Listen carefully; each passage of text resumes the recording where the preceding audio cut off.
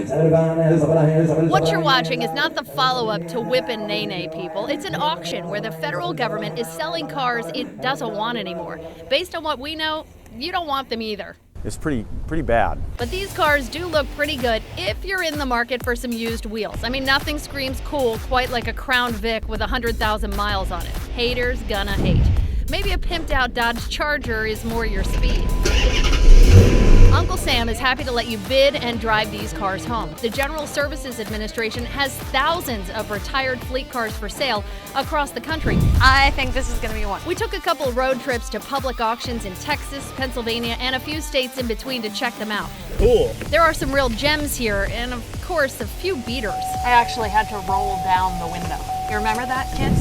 But hundreds of these cars being sold by the feds have open recalls that could put you at risk. We're not talking about broken light bulbs, although there are a couple that simple.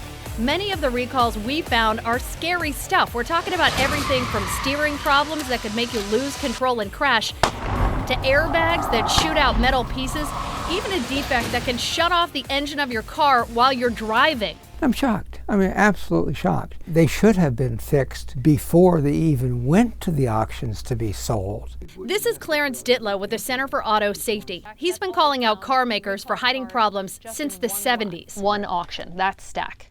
It's just incredible. This time, Ditlow's calling out the GSA after we showed him it's auctioning off cars with potentially dangerous problems that haven't been fixed.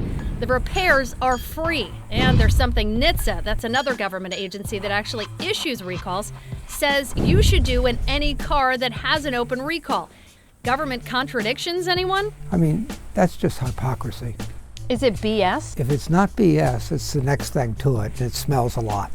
It stinks something fierce when you look at the numbers. A company called AutoApp helped us crunch the stats. As of mid-August, the feds had more than 2,000 cars up for auction. More than 20% of them had open recalls. It's bothersome, it's worrisome to me. It should be. The GSA wouldn't talk on camera about the concerns we raised.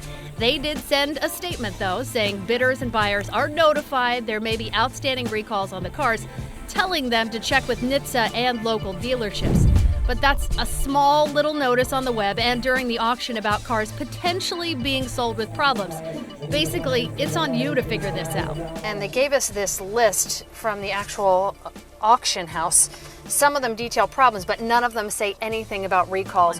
So while they warn you about a car with a missing back seat, the feds are not sounding any alarm about problems that could actually hurt. Someone is going to be killed because you sold this GSA vehicle with an outstanding recall. The GSA says recall notices go out to the agencies that lease those cars. Then they get reminders every 16 weeks.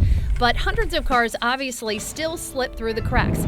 That's not just bad for the people at these auctions, also for the federal employees who get behind the wheel before they're sold. Serviced in April with a recall from 2013 that still hasn't been fixed.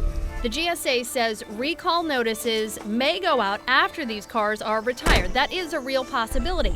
But check out the service stickers we found that show some of the cars were still on the road without being fixed, months and sometimes even years after the recalls were issued. And they were being used by everyone from the United States Park Police to the Army. I would just simply give GSA an F for safety.